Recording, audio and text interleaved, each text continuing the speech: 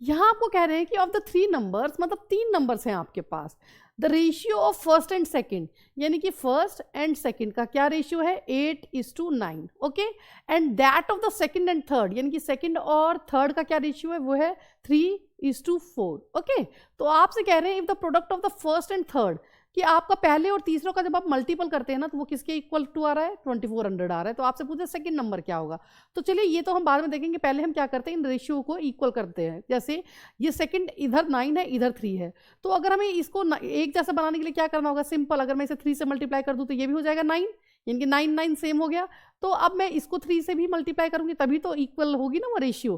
तो ये क्या बनी, ये हो गया 9 और ये हो गया 4 3 12।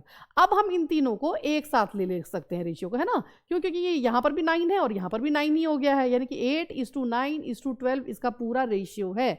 अब ये क्या कह रहे हैं कि फर्स्ट और थर्ड का जो मल्टीपल है, यानी कि अगर हम माने कि ये रेशियोज क्या है 8x 9x और 12x, तो आपका जो 8x और 12x का जो मल्टीपल होगा ना वो कितना है, वो है 2400 के अकॉर्डिंग के इक्वल। ये हमारा क्वेश्चन का जो इक्वेशन है वो कह रही है, जैसे आप हम बचपन में करते थे ना अकॉर्डिंग टू क्वेश्चन, हाँ ये वही है, according to question 8x × 12x कितना है 2400। इसे सॉल्व कर लीजिए, 12 8 का कितना होता है 96, x स्क्वायर इक्वल टू 2400, तो x स्क्वायर इक्वल टू कितना हो जाएगा 2400 अपॉन में 96, है ना। तो 12 2 जा और 12 8 जा, यही था, ओके। तो अब इससे करेंगे तो क्या आएगा 8 2 जा 16, 8 5 जा, x का स्क्वायर इक्वल टू क्या आ गया 25, यानी x इक्वल टू आ गया √25।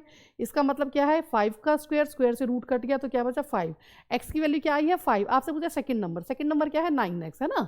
तो 9x यानी कि 9 × 5, ये कितना आया 45। This is the answer.